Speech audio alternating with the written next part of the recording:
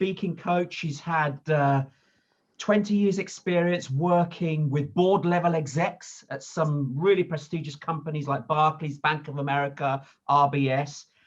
She was actually born in Calcutta. I hope I'm not going to steal her story here, but she was in abject poverty, but she's risen up to share her story of her life, how she overcame her fears and pushed forward. It's truly inspiring. She's also a published author of Indian to English, Finding Her Road to Success. So we are blessed that we've got such a fantastic speaker with us today. So I want you all to take yourselves off mute and give her a truly wondrous Toastmasters welcome. Put your hands together for Gillian Haslam. Thank you so much, Tony. Can I share my screen, please? Am I allowed? Yes, of course you are. Should be there. Yeah? Yes.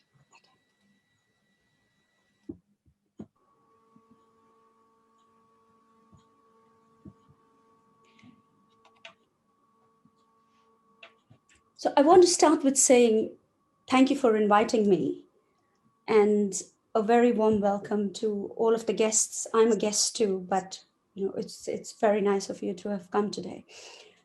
I had a dream. Just like every other little girl out there, I too had a dream when I was growing up. But it was no ordinary dream. I didn't aspire to be a ballerina or an engineer or a doctor or even an astronaut. My dream was very different. My dream was just to be able to reach as many people as I could in very desperate need. That's all I wanted to do. But as I was growing up, and unfortunately my parents faced excruciating poverty after India got her independence, and my father didn't return to the UK, although he was posted there with the British Army. Many of us being girl children, grew up in extreme poverty. And so as I grew up and as I hit my teenage years, I found that my dream slowly started to fade away. And little by little, I felt that I literally had no hope at all. The only opportunity I had at the time was adversity.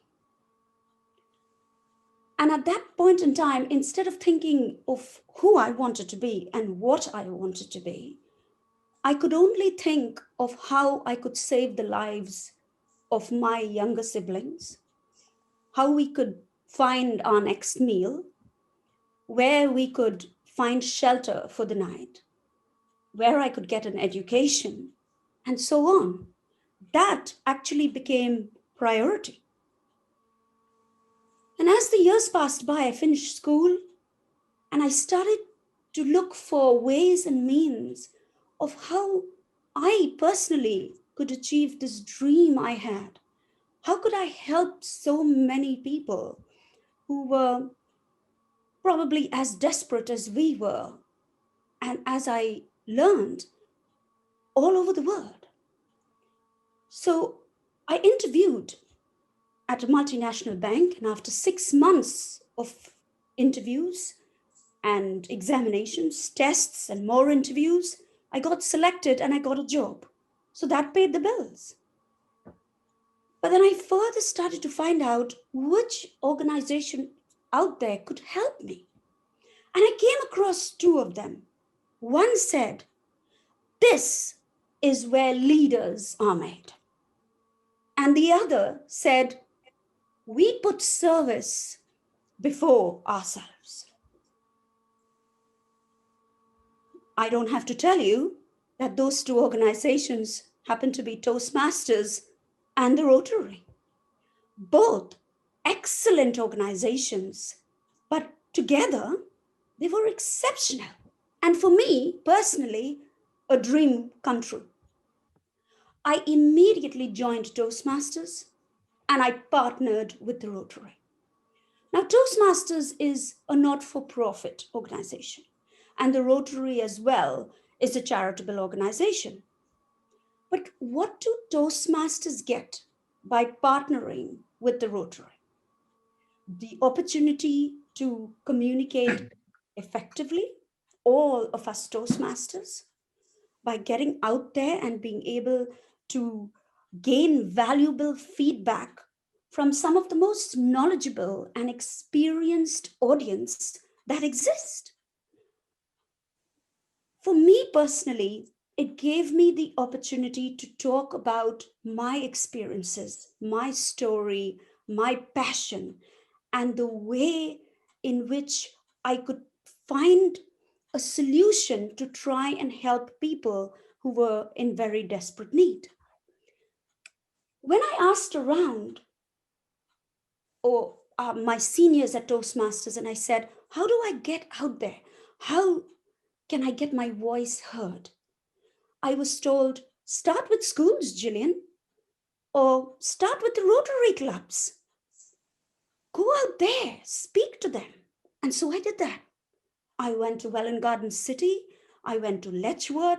I went all over the place. And I got the most phenomenal feedback that helped me to improve. And they asked for nothing in return. In fact, I got a free dinner as well. Yeah, I did. I came back and I continued to improve and work on my speeches.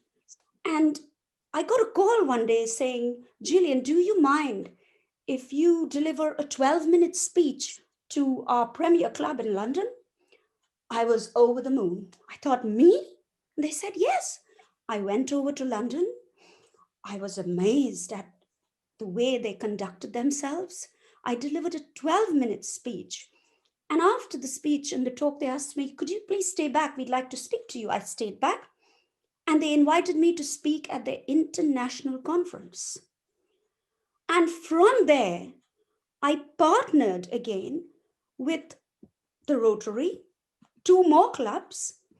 And I am so pleased to tell you all that my own charities, I have 6 charities in India, and I partner with the Rotary. And this is some of the work. This is some of the stuff that we do together. So one of the clubs we partner with in the city of Calcutta is the Salt Lake Central Club. And this is a picture of all the Rotarians. We have play schools for street children who are basically put at the side of the roads, and their parents are bricklayers, and they put tar on the roads and all of that. We take these kids in, we educate them, take care of their medicals, and basically take care of them till the evening, till their parents can take them home. We have English classes for girls and a center where very, very poor girls, underprivileged girls, come and learn the language. We have food banks for the desperately old and people who are literally bent in two. The Rotarians are always there with us. We have computer centers for girls. We have tailoring centers for girls. And we also have a beautician center for girls because they love that. And we also work with autistic children. That's my elder sister working with them directly. We also work with the disabled, and we do a lot of work with them in the city. And we also take care of the animals. And you can see every single year, the Rotarians and all of my teams go out there, and we even put coats on the dogs during winter.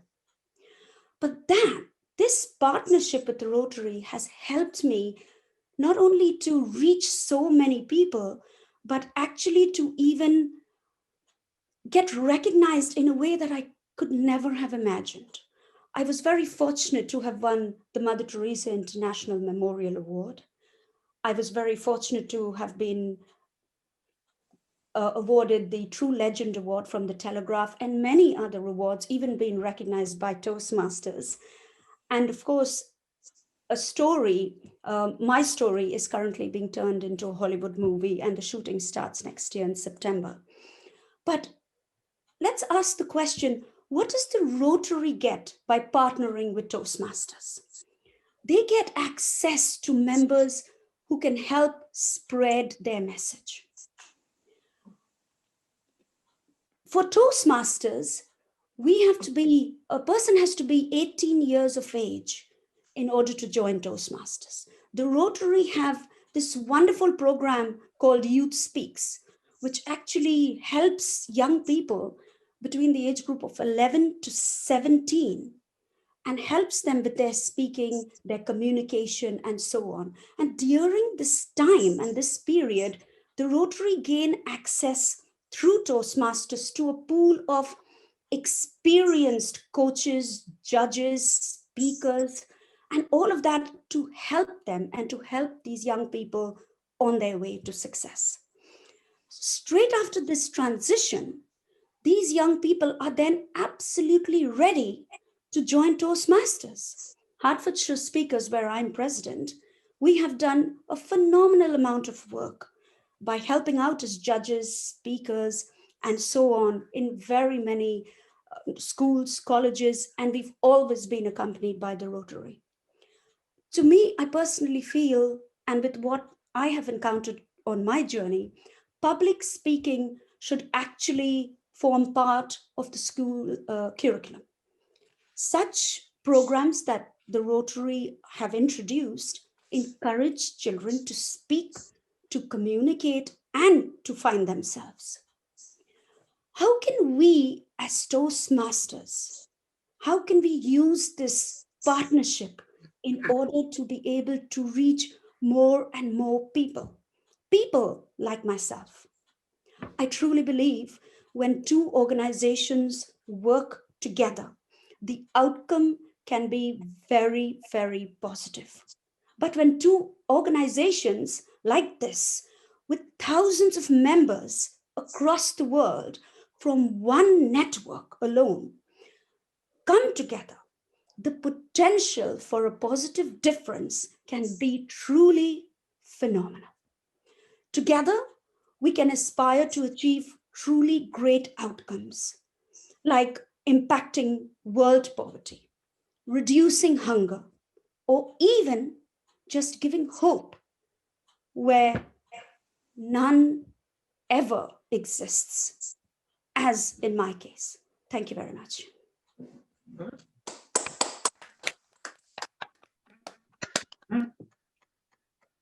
Wow, Gillian, that was awesome. I feel truly humbled to have heard that, actually. The quote I wrote down, which I'm going to remember, is the only opportunity I had was adversity. And I think that's something that we could all remember when things aren't going so great. Thank you very much. That was awesome. Thank you very much for coming. Does anyone have any questions for Gillian that they'd like to ask?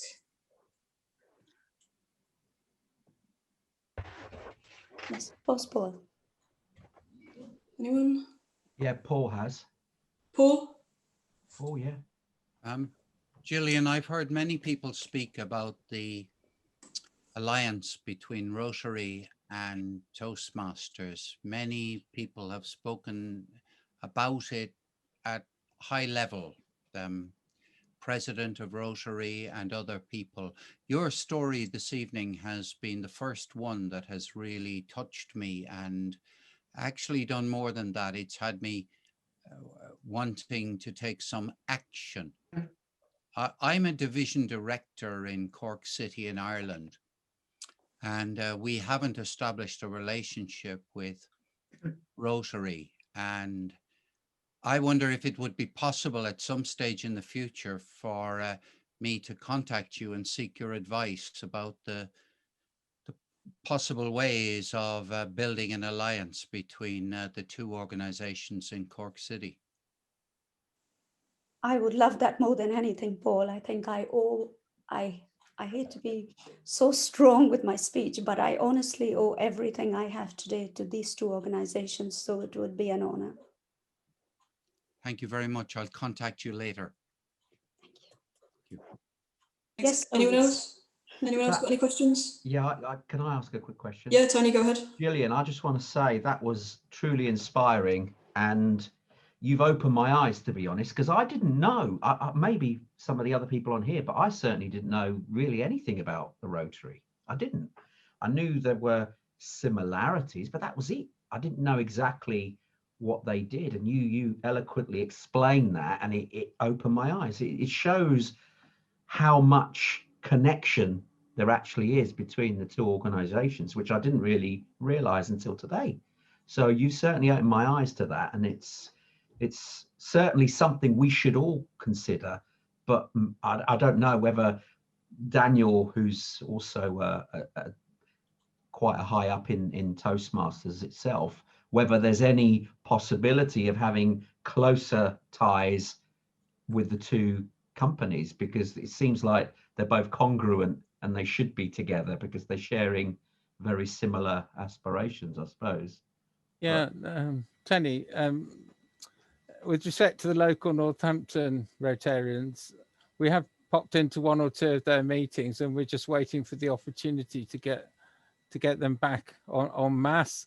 And it didn't work out for tonight, but we will keep trying to help reciprocate the links across the two.